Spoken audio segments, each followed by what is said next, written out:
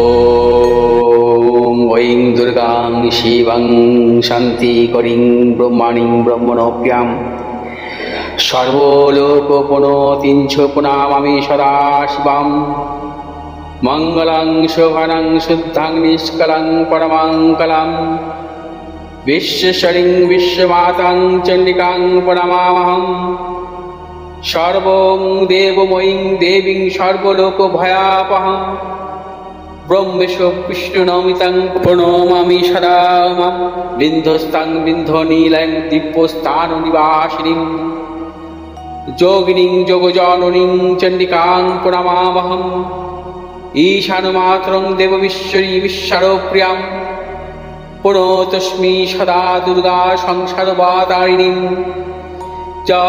इदं पठति शस्त्रं सिन्वादुवापि च नरो मुक्त सर्वपापभ्यो मोचते दुर्गायुष्यः ॐ आयुर्देहि यशो देहि भाग्यं भगवती देहि मे पुत्रां देहि धनं देहि सर्वान् कामश्च देहि मे प्रचण्डे पुत्रदे नित्यं सुप्रीति शिरोनायिके कुलोत्पत्तिकरे चक्रे जयं देहि नमोस्तुते रुद्रचण्डी प्रचण्ड सायिषी प्रचण्ड बलशालिनी रक्षमां सर्वतो देवी विश्वेश्वरी नमोस्तुते दुर्गे तारिणी दुर्गे तं सर्वाशुभानिवारिणीं धर्मार्थ मोक्षदे देवी नित्यं मे वरदा भव दुर्गे दुर्गे महाभागे ताइमां शङ्करे प्रिये महिषासिंहमदोमत्ते प्रणतोऽस्मि प्रसीद मे हरो पापं हरो क्लेशं हरो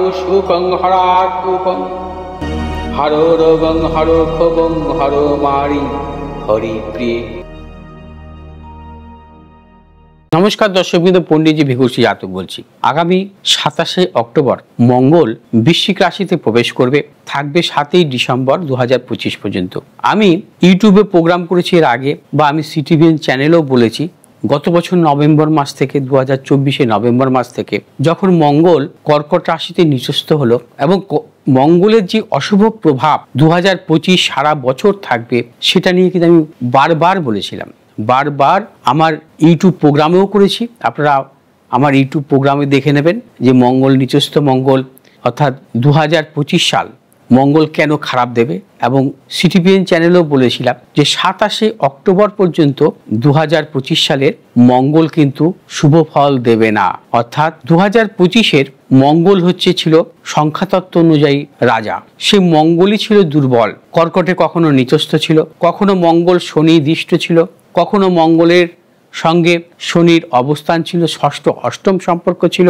অর্থাৎ কর্কট রাশি থেকে তুলা রাশি পর্যন্ত মঙ্গলের যে পরিক্রমা ছিল, অর্থাৎ 2024-এর নভেম্বর থেকে এবছর 27শে অক্টোবর পর্যন্ত সম্পূর্ণভাবে অশুভ সম্পর্ক ছিল। অর্থাৎ মঙ্গল নিচস্থ, মঙ্গল শনিদৃষ্ট, মঙ্গলের সাথে শনির সম্পর্ক ছিল, অশুভ সম্পর্ক ছিল, সেটা কিন্তু কখনোই শুভ নয়।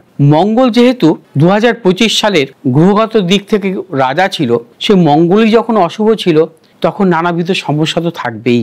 শুধু ভারতবর্ষে কেন, সারা পৃথিবী জুড়েই আমরা দেখেছি যুদ্ধ, ভারত পাকিস্তানের যুদ্ধ, ইসরায়েলের সাথে গাজার যুদ্ধ, বা নানাবিধ যুদ্ধ, নানাবিধ লোকক্ষয়, হানাহানি, নানান দিক থেকে নানান সমস্যা, নানা রকম প্রাকৃতিক বিপর্যয় কি ছিল না 2025 সালে। 2025 সালে নানা রকম সমস্যার মধ্যে দিয়ে মানুষ কাটিয়েছে। অর্থনৈতিক সম্পর্ক বা অর্থনৈতিক দিক থেকেও নানাবিধ সমস্যা, যুদ্ধ, প্রাকৃতিক বিপর্যয়, হানাহানি, রক্তক্ষয়, এবং প্রতিনিয়ত ঘটেছে। প্রতিনিয়ত মঙ্গলের এই অশুভ অবস্থানের দরুন মানুষের মধ্যে হিংসা, বিদ্বেষ, অর্থনাশ এবং উন্নতির ক্ষেত্রেও নানাবিধ ব্যাহত হয়েছে। এই 2025 সাল 2025 সাল কোনো মানুষকে কিন্তু ভালো দেয়নি। 2025 সাল যেহেতু মঙ্গলের বছর ছিল, মঙ্গল ছিল এবছরের রাজা, অতএব মঙ্গল অশুভ থাকার জন্য নানাবিধ সমস্যার মধ্যে কাটাতে হয়েছে। শুধু আমার দেশ নয়, সারা পৃথিবী জুড়ে নানা রকম সমস্যা। এবার মঙ্গল ঢুকবে 27শে অক্টোবর নিজ গৃহে বৃশ্চিক রাশিতে। আমি কিন্তু প্রথম থেকে বলে এসেছি যে 27শে অক্টোবর পর্যন্ত নানা রকম সমস্যা থাকবে। 27শে অক্টোবর অর্থাৎ শেষে দেখুন যে তুলা রাশিতে যখন এখন বর্তমানে মঙ্গল অবস্থান করছে, স্বাতী নক্ষত্রে, রাহু নক্ষত্রে এখন বর্তমানে মঙ্গলের অবস্থান, শনির অবস্থান মীন রাশিতে, অর্থাৎ শনি এবং মঙ্গলের সম্পর্ক এখনো ষষ্ঠ অষ্টম সম্পর্ক। মঙ্গল রাহু নক্ষত্রে উত্তরবঙ্গে বিরাট বড় বিপর্যয় ঘটল, আপনারা দেখলেন কত মানুষের মৃত্যু। অতএব 27শে অক্টোবর পর্যন্ত সমস্যা থাকবে প্রবল। 27শে অক্টোবরের পর থেকে 7ই ডিসেম্বর পর্যন্ত মঙ্গল যেহেতু স্বক্ষেত্রে থাকবে, কিছুটা নিস্তার পাবে এবং আস্তে আস্তে স্বাভাবিক হবে। মঙ্গল স্বক্ষেত্রে যাবে। মঙ্গল স্বক্ষেত্রে থাকা অত্যন্ত শুভ। মঙ্গল স্বক্ষেত্রে থাকলে কর্মক্ষেত্রে বা নানান দিক থেকে সাফল্য আসে, অর্থনৈতিক সাফল্য, বিভিন্ন দিক থেকে সাফল্য আসে। মঙ্গল যেহেতু গ্রহ সেনাপতিকারক গ্রহ এবং মঙ্গল শুভ অবস্থা থাকা সবচাইতে শুভ। মঙ্গল শুভ অবস্থা থাকলে জীবনের নানা রকম পরিবর্তন ঘটে। 27শে অক্টোবর থেকে 7ই ডিসেম্বর পর্যন্ত বৃশ্চিক রাশিতে মঙ্গল থাকার দরুন কিছু কিছু রাশির জাতক জাতিকাদের ক্ষেত্রে অত্যন্ত শুভ ফল দেবে। বিশেষ করে যেহেতু মঙ্গল হচ্ছে মীন রাশির জাতক জাতিকাদের ক্ষেত্রে এবং সিংহ রাশির জাতক জাতিকাদের ক্ষেত্রে রাজযোগ কারক গ্রহ। মীন রাশি এবং সিংহ রাশির জাতক জাতিকাদের অত্যন্ত শুভ ফল 27শে অক্টোবর থেকে 7ই ডিসেম্বর পর্যন্ত শুভ ফল মিলবে। এছাড়া কোন রাশি জাতক জাতিকাদের শুভ ফল মিলতে পারে? মীন রাশি, সিংহ রাশি ছাড়াও মকর রাশি জাতক জাতিকাদের ক্ষেত্রে মঙ্গলের এই অবস্থান অর্থাৎ বৃশ্চিক রাশিতে অবস্থান থাকার দরুন 27শে অক্টোবর থেকে 7ই ডিসেম্বর পর্যন্ত শুভ ফল মিলবে। মকর রাশি জাতক জাতিকাদের বিশেষভাবে অর্থনৈতিক সাফল্য আছে। কন্যা রাশি জাতক জাতিকাদের ক্ষেত্রেও নানাবিধ সাফল্যের প্রবল যোগ আছে। সিংহ রাশি, মীন রাশি জাতক জাতিকাদের ক্ষেত্রেও সাফল্যের প্রবল যোগ আছে এবং কুম্ভ রাশির জাতক জাতিকাদের ক্ষেত্রে সাফল্যের প্রবল যোগ আছে। অর্থাৎ কুম্ভ, মীন, সিংহ, কন্যা, মকর এই 5টি রাশির জাতক জাতিকাদের ক্ষেত্রে কিন্তু চূড়ান্ত সাফল্য আছে।